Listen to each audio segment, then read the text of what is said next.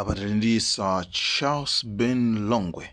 Yes, kujama ya my Jesse Kabwira. Akuti my Jesse Kabwira ndi amanda. Ndi anyway, akamba mzawo zimene akukambazo. Ndi kulandireni okondedwa omvera mchigawo chimene chakumadzulo cha lero lino pa 24th of January 2025, and it happens to be on Friday, while my time says 22 minutes after 17 hours, which is 22 minutes past 5. Chigawo chimene chakumadzulo ndipo mbwalo limene limuli ndine Charles Ben Longwe kuchokera kuno ku University of Hard Knocks. Ndikuti ikhala ndi pomwepo ndikulandireni okondedwa omvera. Ndifuna ndingotsusapo nkhani imene yakhala ikumveka ikuti iyayi Ben Longwe akupanga zimenezi ndi nyambo atumidwa ndi aboma kuti achite trap ma activist amene iya nziko muno muli ma activist osiyana, and there is different kind of activism imene kuchitika imene ndimapanga ine ndi advocacy. All right, this is advocates. It's an advocate. I'm an advocate. Mayona pali ena ake amapangaso zina zosiyana ndi zimene panga activism ndi osiyana ena ndi ma activist ona kuti yawo ndi drama whatsoever timalemekeza mdziko muno, ena ndi ma activist ama chanichi amapangisa ma demonstrations zina zotero, we respect them on that. Nde ineyo indi advocate say that God gave it to me. Please don't be jealousy, it is my gift, right? Okay, nkhani ya lero ndi nkhani yokhuzana ya madzuwano panje yachikangawa tainena kale, komano madzuwano funa ndikambeko nkhani imenenso ili mkamwa mwa Malawi imene tinayiona pa social media. My Jesse Kabwira akuopseza chipani cha DPP kuna kuti achitengera ku khoti, kunena kuti ku khoti kwa akachitengera chipanicho akadandaule kapena akadandaula khoti lake la ICC. ICC ndi International Criminal Court, kumene atengere chipani cha DPP kukachisumira kunena kuti akuchita abuse Professor Arthur Peter Mutharika chifukwa choti wakula sangayimire so zisankho. Now look here, zisankho zapangidwa set, zili set already. This is very funny. This is not a joke, guys. This is very funny. Zinthu zikuyankhulidwa ndi munthu amene ali top official of Malawi Congress Party, komanso munthu amene swali mu cabinet ya a president. All right. Akunena kuna kuti Professor Arthur Peter Mutharika is being abused. Now my question is, who told Professor Arthur Peter Mutharika kunena kuti amene anampanga force Professor Arthur Peter Mutharika kuna kuti ayimirenso zisankho 2025? Kodi Professor Arthur Peter Mutharika angapangidwe force kuti ayimirenso pamene iwo asakufuna? Is he forced? Kodi Professor Arthur Peter Mutharika kukalamba amene akalambira afika pa umwana onena kuti now he cannot talk on his own, ena ake amuyankhulire pa zimene iye akufuna? Kapena nene kuti kodi ambition ya Professor Arthur Peter Mutharika inathalita according to Jesse Kabwira? Ambition ya Professor Arthur Peter Mutharika, masomphenya a Professor Arthur Peter Mutharika okhuza na dziko la Malawi adathaliti? Tiyafunsewo atiuze kuna kuti masomphenya nkulu ameneyo adatha chaka chakuti ndipo adanena yekha kuti masomphenya angatha. Ma ambition iso ndilibe, ineyo ndatha. Now, I want to tell you the reason why someone might come with such a critical decision from a ruling party, imene machedwa mighty party, nona kuti tukupita ku ICC at this hour, when we've got only 5 to 6 months to have another election done in this country. Komanisana pito meneko, let me just emphasize on this one. Professor Arthur Peter Mutharika, or without Professor Arthur Peter Mutharika, anthu dziko lindela atopetsa. Olo atakhala Rasi Chikomeni, kuti Rasi Chikomeni akuyimirira upresident and ali serious anthu amusankha dziko muno. Ndi situation imene ilili pano ndi yankhule mwantundu umenewo. Situation imene ilili mdziko munomu, olo Rasi Chikomeni atakhala kuti ali serious, ndi auza My Jesse Kabwira. Olo Rasi Chikomeni atakhala kuti ali serious ngati mene alira Professor Arthur Peter Mutharika. dziko lyakhuza kutenga ndi kulilamulira bwinobwino.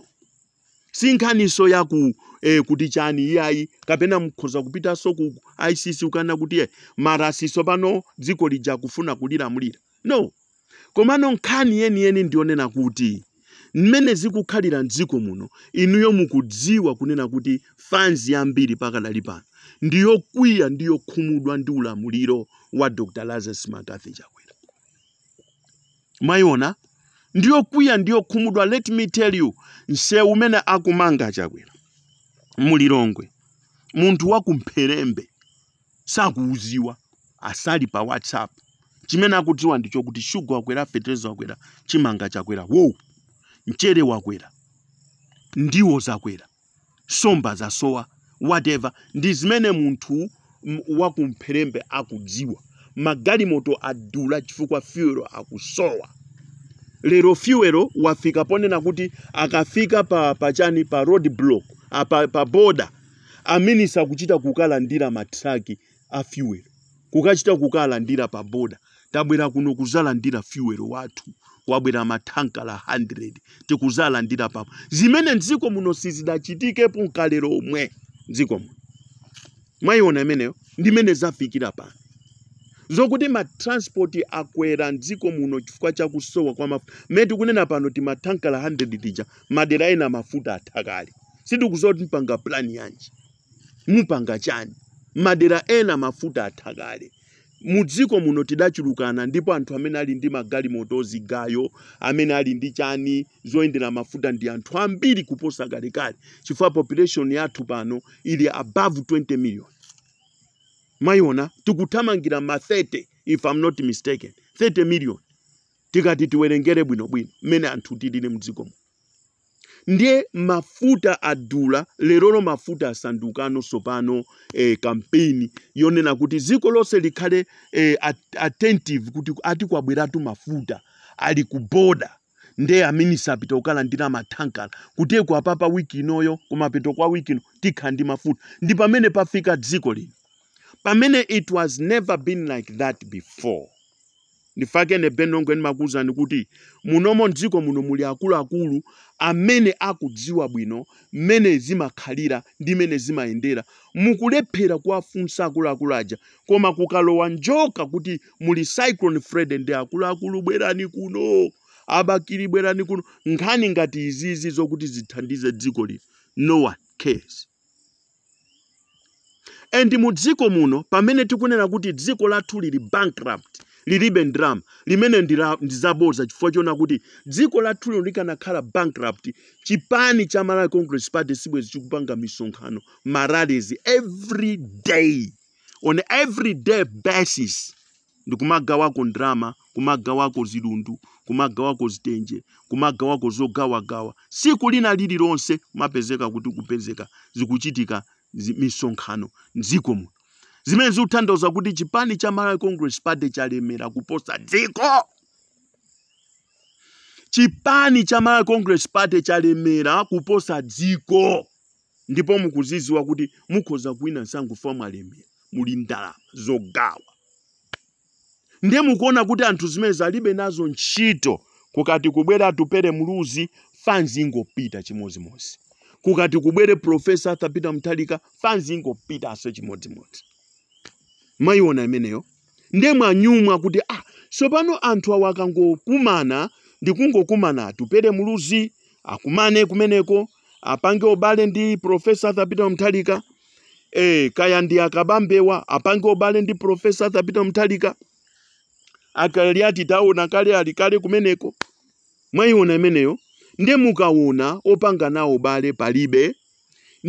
Nde muone Enoch Chihana ndi Timothy Ntambo nawonso afuna nyamule ka +1 kaja kuchoka ku north kuno, tikaapasa moralo, tikaapasa support, tiapasa ka 1% ko ife kuti Enoch Chihana kumene mukupita ku south ko ka 1% ka +1 kaja ife tikupasana anthu akumpoto muzipita nawo chifukwa anthu atopa. Ndefe kumpoto kuno tikatenga ka +1 kaja ndikuwapasa Enoki Chihana ndi anzawo a Timothy Ntambu kuna kuti sopano a Timothy Ntambu ndi Enoki Chihana ife takonzeka kukupasani ka +1 ka zipitani nako kumwerako mukapasa amenewo chifukwa nkhani yafika pano sopano ndi the survival of the fittest. Whoever is strong must survive. Amene akudziwa kuoloka oloke ndi pamene tafika pa. Akuluakulu ziko lidzavuta, amene amadziwa kusambira sopano akhoza kusambira. Amene akhoza kudziwa maolokedwe aoloke ndi pamene tafika pa survival of the fittest. Wolimba wamphamvu ndani akhoza kuoloka chifukwa pano tafika pano palibe sothandiza nzache yayi. Mwayiona imeneyo? Ndemu kudziwa kuti ifeyo tikayamba kupereka ka 1% ifa Ben Longwe ife tikamba kuipereka 1% ija +1 ija ndikuipereka +1 decision making.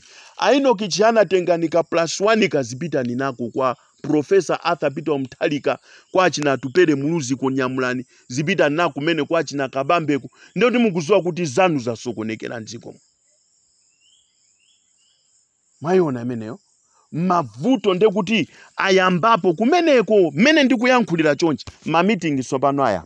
Kodi Ben Longwe tintani? Kodi tingapange bwanji?